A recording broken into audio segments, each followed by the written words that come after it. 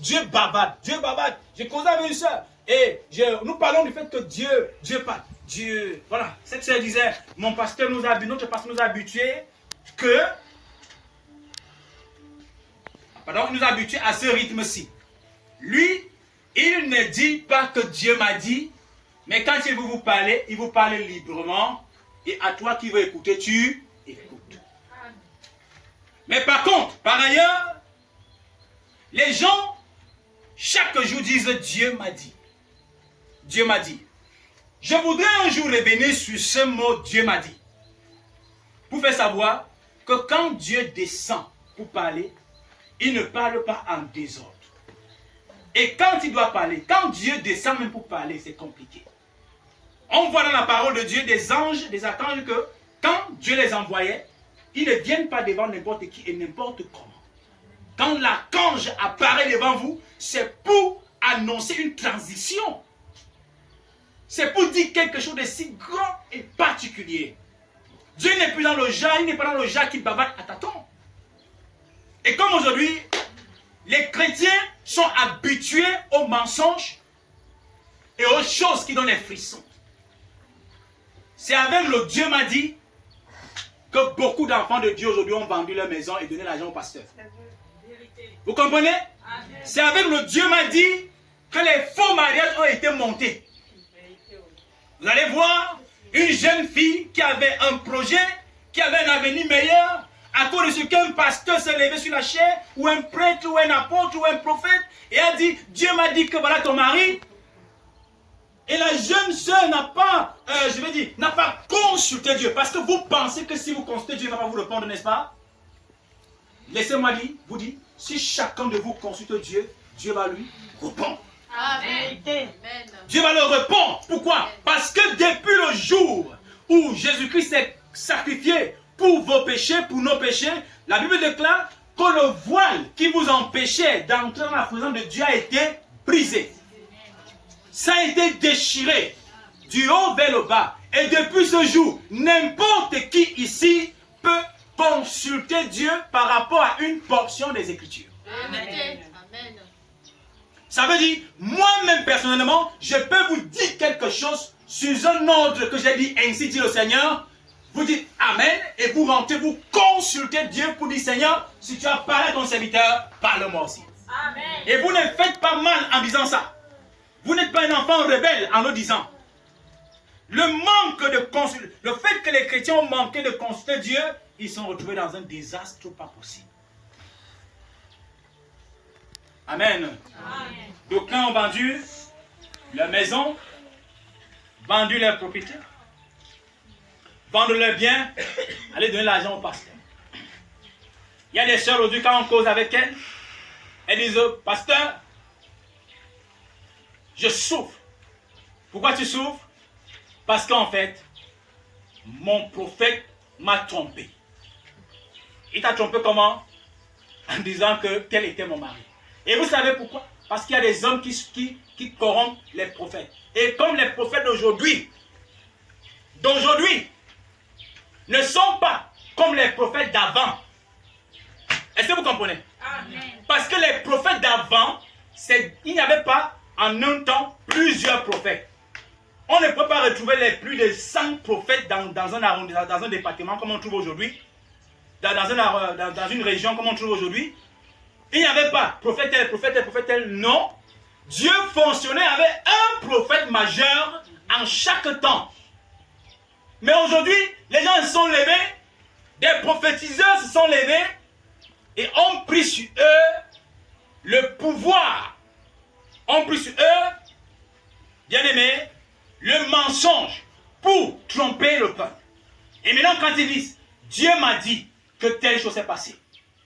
Dans le fond, on constate souvent, soit c'est le chrétien garçon qui va dans le bureau du pasteur ou du prophète avec une enveloppe costaude et il glisse ça comme ça sur la table du prophète et le prophète, il prend aussi ça comme ça, il l'ouvre, il regarde, il voit les billets et il dit d'abord merci. Et après, il dit, mon fils, qu'est-ce que tu veux? Le fils lui dit, pasteur ou prophète, tu vois que je suis célibataire, n'est-ce pas? Il dit, je sais mon fils. Il dit, il y a une sœur là que j'aime beaucoup. Le pasteur, le prophète dit que quelle sœur? Il dit, la sœur qui a telle couleur là, qui a tel habillement là. Maintenant, quand l'homme de Dieu vient, au lieu d'appeler la jeune fille pour savoir si la jeune fille aime aussi le monsieur, non, il coupe court. Dès qu'il a en train de prêcher, il dit, c'est elle. Dieu m'a dit que là ton mari. Bon, la sœur avait une confiance aveugle, ne parvient pas à consulter Dieu. Dieu t'a dit, prophète, il s'agit de moi. Il s'agit de mon histoire. Est-ce que Dieu peut parler de moi à quelqu'un seulement sans me parler? Ça veut dire, ma chose, mon histoire. Dieu te parle à toi et à moi il ne me parle pas, c'est faux. Si Dieu te parle de mon histoire, il doit aussi me... Parce que la première personne à qui Dieu devait parler de mon histoire, c'est moi-même. C'est moi l'acteur du film. Comment Dieu me laisse, il pas parler à une autre personne. Bon, s'il arrivait que Dieu t'a parlé avant moi, ça peut être que Dieu me parlait et je ne voulais pas comprendre. Dieu m'a envoyé des signes que je ne voulais pas comprendre. Et maintenant, à partir du moment où j'ai su que Dieu t'a parlé et que tu m'as dit, je vais aussi consulter le Seigneur. Comprenez ça bien. Église, est-ce que vous comprenez? Amen. On voit un exemple avec Gédéon. Quand l'ange est venu dire à Gédéon, Gédéon, utilise ta force pour défendre ton peuple. C'est l'ange de Dieu qui est venu dire à Gédéon que Dieu lui a choisi. Et qu'est-ce que Gédéon a fait? Est-ce que Gédéon directement a dit, comme l'ange m'a dit, il a sauté? Non. Gédéon aussi a dit, non Seigneur, c'est vrai que l'ange m'a déjà dit, mais je veux une confirmation. Quelle était la confirmation? Il a demandé un signe. Et Dieu lui a donné le signe. Parce que quand Dieu vous a appelé, si vous demandez un signe, il vous donne le signe. Quel est le plus difficile? Le signe ou l'appel? C'est l'appel qui est difficile. Le signe, c'est quoi? Vous savez ce que c'est qu'appeler quelqu'un? Pour appeler quelqu'un, pour accepter l'amitié avec quelqu'un, il faut d'abord oser risquer et perdre. Vous allez dire, mais est-ce qu'il est un bandit? Est-ce qu'il est une bonne personne? Est-ce qu'il y a plein de questions qui viennent dans votre esprit? Et maintenant, quand vous parvenez déjà à surmonter ces questions, maintenant vous l'acceptez, vous l'appelez. Quand vous l'appelez maintenant, si vous dites, Seigneur, si c'est toi qui m'as appelé, donne-moi un pantalon jaune. C'est le pantalon qui va vous dépasser. Hein? Ce n'est pas le pantalon qui dépasse. Ce que je dis, c'est que les mêmes éléments spirituels qui ont été en Jésus doivent être en nous. Aujourd'hui, on voit plusieurs esprits se manifester dans les gens. Et ces esprits, on ne connaît pas comment les appeler. Vous ne saurez pas si c'est l'esprit de Dieu, si c'est l'esprit de Satan. Mais il y a une chose que Jésus vous a dit.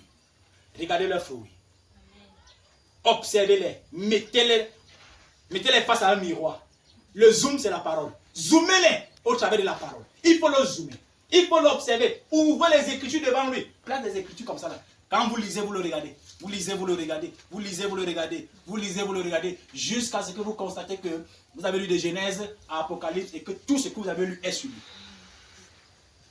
Parce que je crois que si Dieu a appelé un homme, il met toute la Bible dans la personne. Amen. Est-ce que vous comprenez? Amen. Si Dieu a appelé quelqu'un, ça veut dire que la personne mérite. Si Dieu a appelé quelqu'un, ça veut dire qu'il a rempli la personne. Il y a quoi que Jésus n'a pas donné? Il y a quoi que Paul n'a pas prouvé? Il y a quoi que Jean-Baptiste n'a pas prouvé? Il y a quoi que Simon-Pierre n'a pas prouvé? Pourquoi aujourd'hui on voit des gens qui sont à demi? On voit des appelés à demi. Des appelés manchots. Hein? Des appelés handicapés. Ils vont vous dire que non. Moi je peux tomber, je me relève. Un appelé qui tient les paroles qui ne tiennent pas.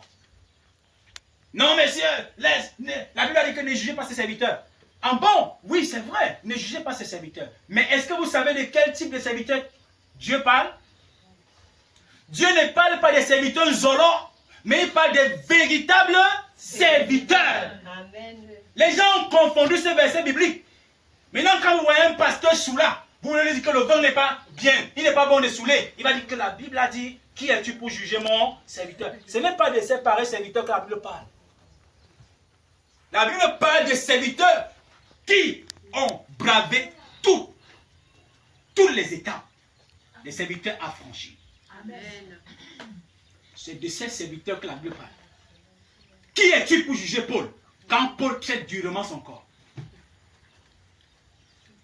Hein? Qui es-tu pour le juger quand il traite durement son corps? Mais on va voir un certain pasteur Zolo qui ne laisse pas les jeunes filles passer. Et maintenant, et puis, il va dire ne jugez pas ses serviteurs. Est-ce qu'il est même d'abord serviteur de Dieu? Est-ce qu'un véritable serviteur de Dieu peut faire des choses qu'il fait? Il n'est pas un serviteur de Dieu. Jugez-le. Est-ce que vous comprenez? Jugez-le sans crainte. Il n'est pas un serviteur de Dieu. Amen. Le serviteur de Dieu, c'est celui qui craint Dieu. Amen. Celui qui ne craint pas Dieu, jugez-le. Parce que la Bible déclare le juste, juge de tout. Et il n'est lui-même point jugé. N'ayez pas peur. Amen. Quand vous marchez, ne tremblez pas. Si vous voyez un pasteur la nuit dans un coin avec une fille, dites pasteur, tu iras en enfer. Dites-lui ça, propre et net. Pasteur, cette vie-là t'amènera en enfer. Avancez-vous vers lui et tu lui, pasteur, répands-toi. S'il dit qui est, tu peux me juger. Tu dis toi qui? Il dit serviteur de Dieu. Tu dis que cet élément n'est pas dans Jésus. Amen. Cet élément que je viens de voir, cette œuvre n'est pas en Jésus. En conséquence, tu n'es pas serviteur de Dieu. C'est ça. Ne tremblez pas. Ayez la parole en vous et soyez courageux. Amen. J'ai besoin des enfants courageux pour moi-même aussi rester sur le chemin. Amen. Si vous n'êtes pas courageux, moi-même je vais me perdre. Vous comprenez? Amen. Mais si vous êtes courageux, quand je vais vouloir glisser, vous allez me ramener. Amen. De même que quand vous aussi voulez glisser, moi je vous ramène. Amen. La Bible déclare qu'on veille sur nous les uns. Ce n'est pas seulement les pasteurs qui veillent sur les chrétiens, même les chrétiens veillent sur les pasteurs. Amen. On a vu un certain Paul réprimander Simon-Pierre. Quand on voyait la statue de Paul à l'instant, et on voyait la statue de Simon-Pierre était le pasteur de Paul. Parce que Simon-Pierre était l'ancien. Mais quand Paul a vu l'acte ou l'action de Simon-Pierre, il a constaté que cette action, cet élément spirituel n'est pas dans le corps du Christ. Il a dit à Simon-Pierre, Pierre, ce n'est pas comme ça qu'on se comporte. Pierre ne fait pas comme les païens. Et puisque Pierre avait en lui l'humilité, Pierre s'est rendu petit. Il a accepté de corriger. Amen. Les mêmes éléments qui sont en Jésus doivent être en nous. Amen. Et on va trouver ça sur nous. Vous devez trouver ça sur moi.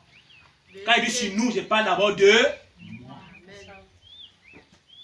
Zoomez-moi et mettez-moi devant la parole. Commencez à feuilleter. Amen. C'est comme ça. Et vous aussi, pendant que vous me zoomez, zoomez-vous aussi. Mettez-vous aussi devant la parole, feuilletez la parole et observez-vous. C'est quelle histoire ça? Hein? Même les bandits sont des pasteurs. Les escrocs sont des pasteurs. Et pour un peu qu'un chrétien lit la parole de Dieu et vient vers le pasteur pour l'aider, le pasteur dit, tu me juges pourquoi? C'est pourquoi j'ai dit, les prophètes d'aujourd'hui ne sont pas comme les prophètes d'autrefois.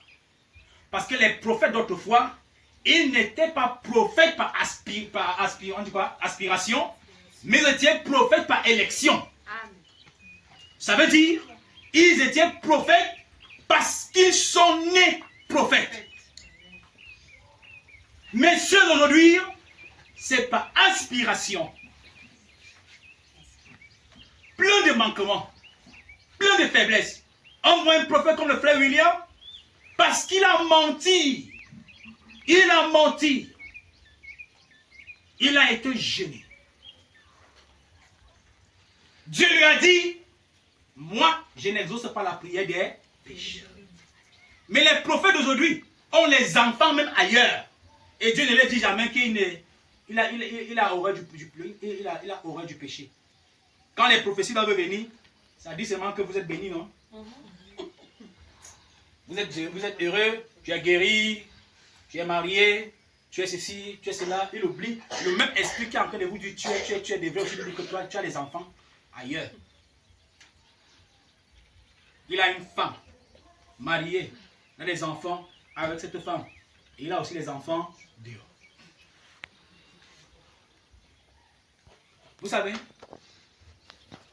si vous ne mettez pas vos genoux à terre de temps en temps pour prier, pour dire à Dieu, Seigneur, fais-nous grandir et révèle-nous la vie de notre pasteur, vous faites mal. Vous faites mal. C'est quand vous me connaissez que vous croyez en moi. C'est pas ça?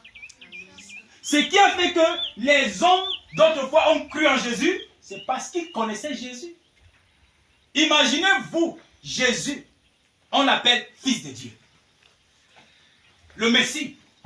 Quand il dit à Simon-Pierre, que dites-vous que je suis? Simon-Pierre dit, tu es le Messie, le Fils de Dieu. Et il dit à Simon-Pierre, ce n'est pas ta chair et ton sang qui te l'a révélé. Mais c'est Dieu. C'est mon Père qui a qui te l'a révélé. Ça veut dire, Simon-Pierre, tu me connais. Tu me connais. Amen. Les éléments chimiques qui se retrouvent dans la mer, si vous puisez avec une cuillère, les mêmes éléments chimiques se retrouvent dans la cuillère, dans l'eau qui est dans la cuillère. Amen. On voit la Pentecôte. Combien ces gens ont travaillé? Combien ces gens étaient fidèles? Combien ces gens étaient totalement livrés, consacrés à la parole de Dieu? Mais aujourd'hui, notre part de Pentecôte, c'est l'argent. Notre part de Pentecôte, c'est la magnété. Nous devenons malins. Notre part de Pentecôte, c'est l'escroquerie. Regardez, les gens vont vous dire qu'ils ont le réveil. Mais ils vendent de l'huile d'olive dans l'église. Vous comprenez? Est-ce que vous me comprenez là-bas? Amen. Alléluia. Amen. Les gens disent qu'ils ont le réveil, non? Vous passez à l'église, vous sentez comment? D'après eux, l'église chauffe. Les cris dans l'église. Les gens tombent. On dit qu'ils sont sous l'onction, n'est-ce pas? Mais quand vous entrez, vous guettez, il y a les bouteilles d'huile classées. Il y a la bouteille de 1000 francs, la bouteille de 2000, de 5000, de 10 000. Il y en a même pour 15 000. C'est bien classé, c'est bien classé par ordre. Et vous voyez, ça devient un commerce. Et cet élément-là ne se retrouve pas dans Jésus. Quand on ouvre la Bible, on voit Jésus avec le fouet. Je vous assure que si Jésus, le Jésus que nous connaissons, était encore sur la terre aujourd'hui, c'est que le dimanche c'est comme ça. Hein. Vous attendez les cris à Bafia. Parce que les pasteurs ont laissé leurs églises. Ils vont sortir en courant. Vous comprenez? Les commerçants, ils vont courir. Parce que la chicotte sera derrière leur dos. Bande de commerçants qui vous envoient vendre dans l'église, ils vont fuir parce qu'ils vendent les huiles. D'autres prennent l'eau. Ils prient et ils disent qu'ils ont béni l'eau. Maintenant ils vendent. Ils vendent le sel. Excusez-moi de vous dire, la Bible dit que tout ce qu'on a reçu gratuitement, on donne gratuitement. Amen. La même Bible dit que le juste, qui est le chrétien, vivra de foi seulement. S'il faut bénir l'huile, alors achetez vos huiles et qu'on les bénit. Mais aujourd'hui, on va, vous qui avez acheté l'huile ici, vous connaissez à quel prix ça coûte, non? Parfois 500, 1000 francs, 1500 en montant. Quelqu'un peut acheter une huile de 2000, il prend les petits flacons comme ça, il diminue. Dès qu'il arrive à l'église, il place. Il dit, même et on fait le crédit, hein. Il donne l'huile à crédit. Ça semble être bizarre, non? Mais ce que je vous dis est pertinent. Ça, ce n'est pas Dieu. J'ai dit, ce n'est pas Dieu. Peu importe la personne qui le fait. Peu importe que son église soit une église de 5000 membres ou de 2 membres. Ce n'est pas biblique. Ayons le courage de dire la vérité. Je vais vous dire une chose. Ici, je serai en train de dire, ayons les mêmes éléments chimiques ou les mêmes éléments spirituels qui ont été en Jésus, qui ont été dans la Pentecôte. Amen. Soyons des pentecôtistes à l'ancienne mode. Je vais dire ceci. Que chacun de vous ait pour horreur le mensonge. Que chacun de vous ait pour horreur l'injustice. Que vous sentez, frères et sœurs, la vie de Dieu couler dans vos veines. Soyez chrétiens. Aspirez à sa présence. Soyez chrétiens.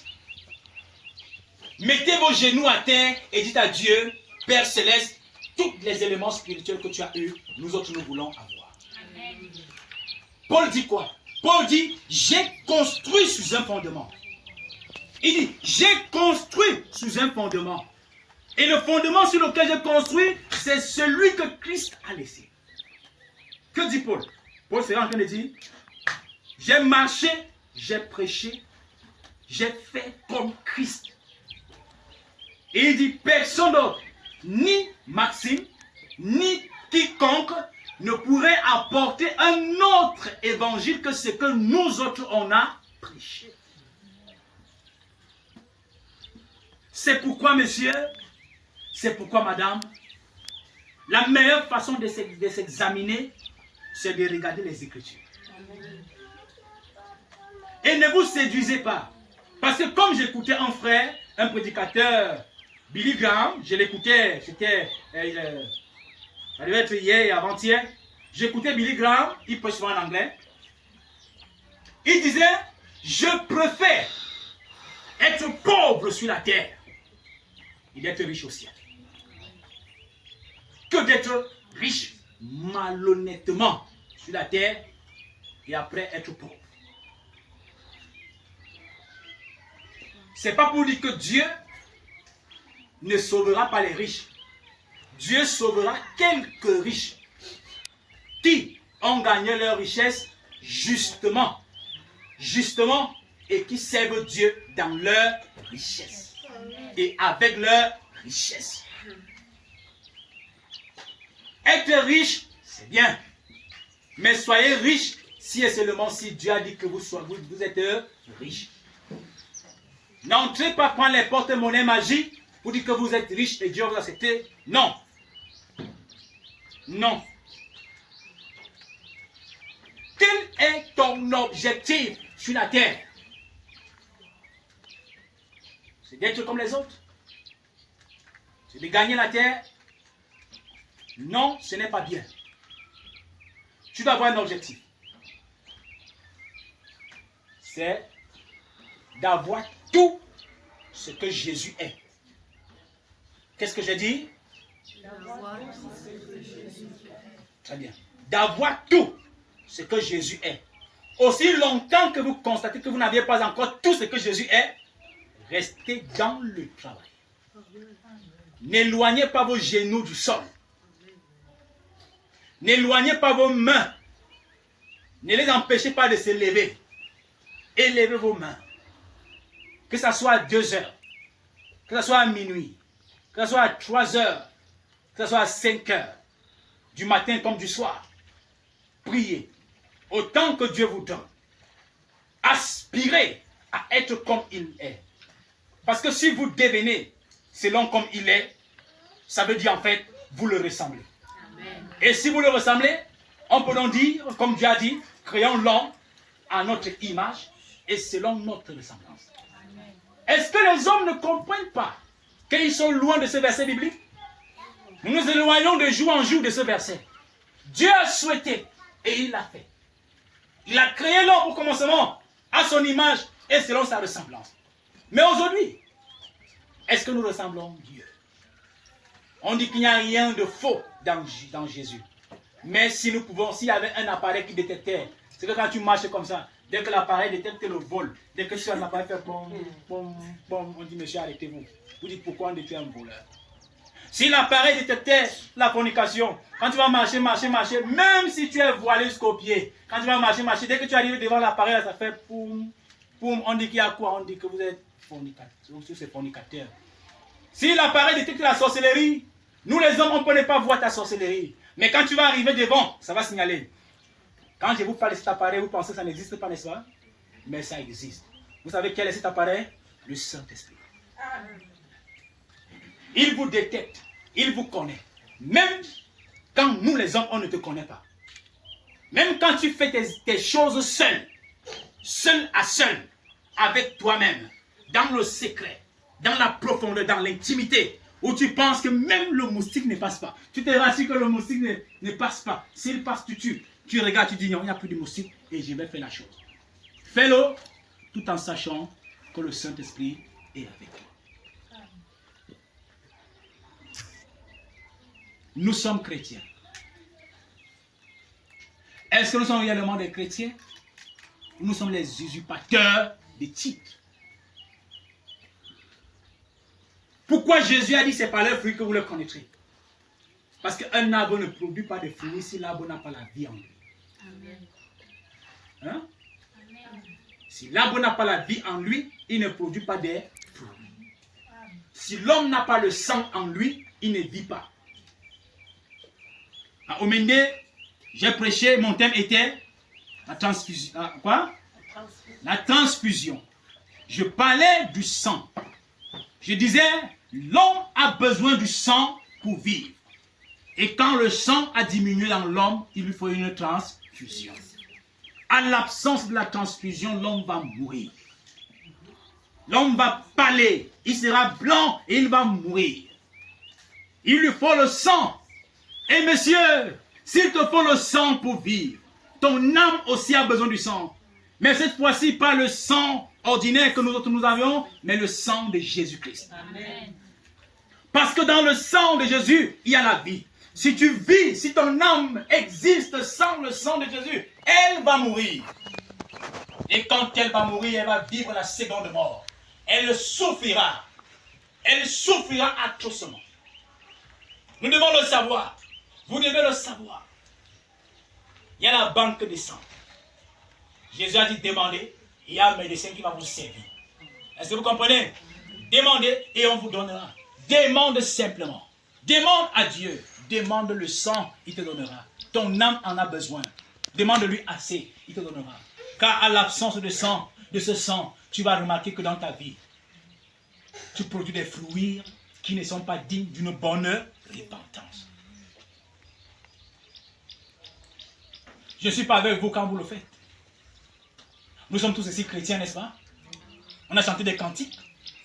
On a communié, on a causé, chacun s'est levé, a donné son point de vue. On a tous parlé d'une manière sincère, respectueuse, avec amour et le reste. Mais quand on se sépare ici, chacun va chez lui. Je ne suis pas derrière vous, je ne joue pas le policier derrière vous pour dire est-ce que tel sœur va pratiquer ce qu'on a dit à l'église? Non. Mais toi seul,